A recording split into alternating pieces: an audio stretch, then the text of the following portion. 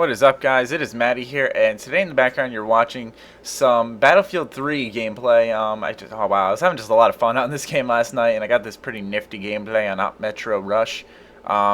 Anyways, in the description, I hope I attracted you guys. A lot of you guys have actually been messaging me saying, how do I get started as a commentator? So I just decided, everyone I responded to, I was just like, I'm going to be making a tips video on it, on what I did to try to stand out on YouTube.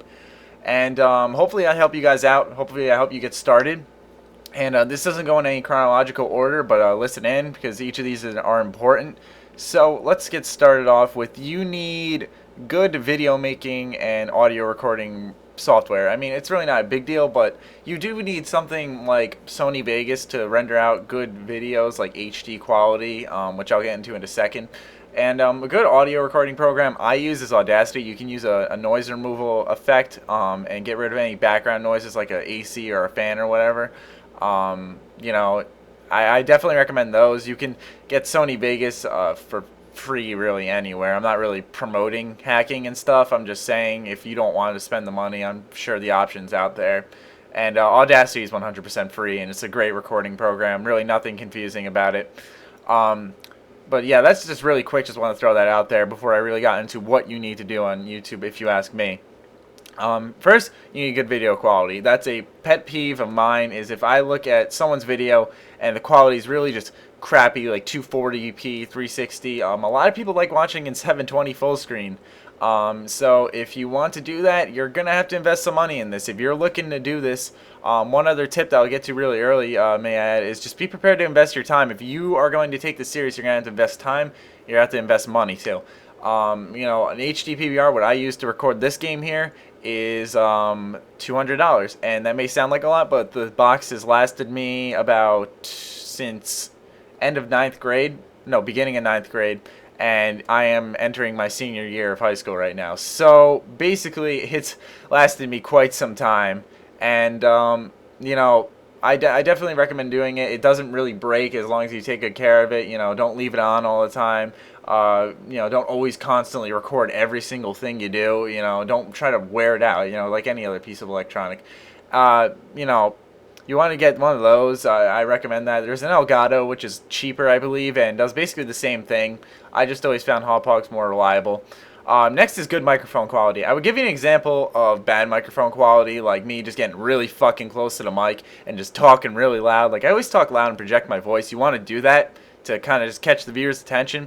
But you don't want to get that loud where you're, one, screaming, and two, you're like really close like this. I mean, I'm sure that was probably the most annoying 2 seconds of your life right there, if it really was as loud as I anticipated.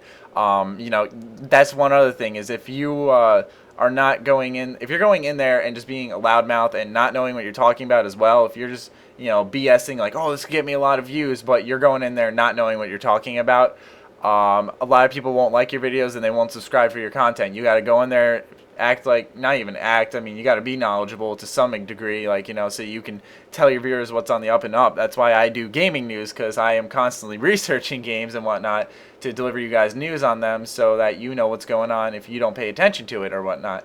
It really just kind of makes you stand out, makes you like a little more unique than the other YouTubers out there.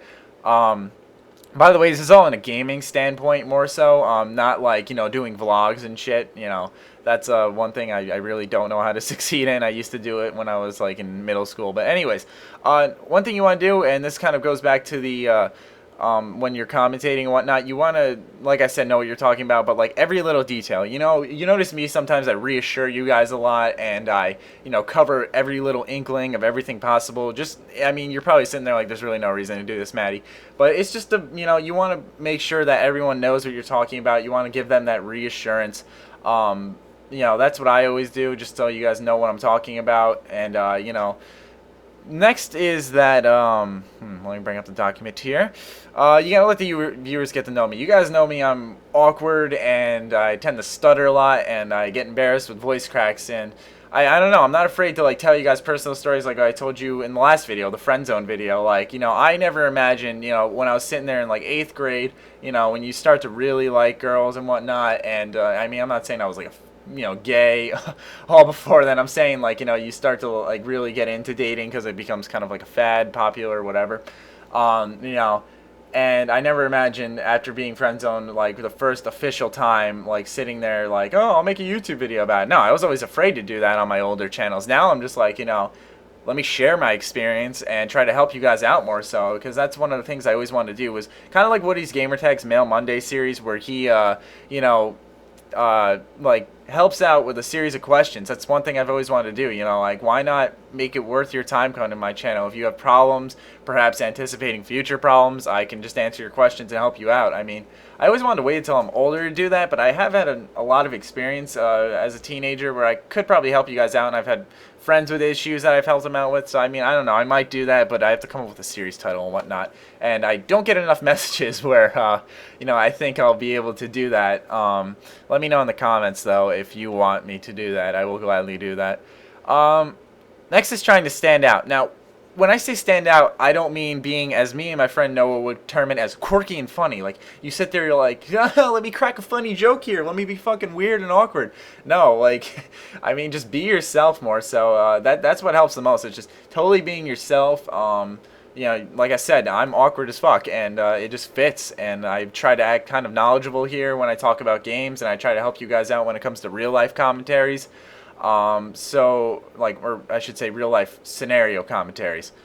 And yeah, I mean, you want to stand out, and that in the gaming department as well. You don't always really see me playing the same game all the time, besides like Battlefront and this. You'll see them in a few videos because they're my go-to games.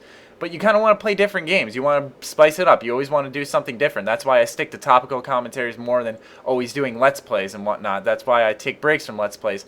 But that is it, you guys. Those are all my tips right there. All like 8 or 7 of them. I am now talking over a black screen, so maybe you should also work on timing your commentaries out well, which I seem to have not mastered. I am blabbering now.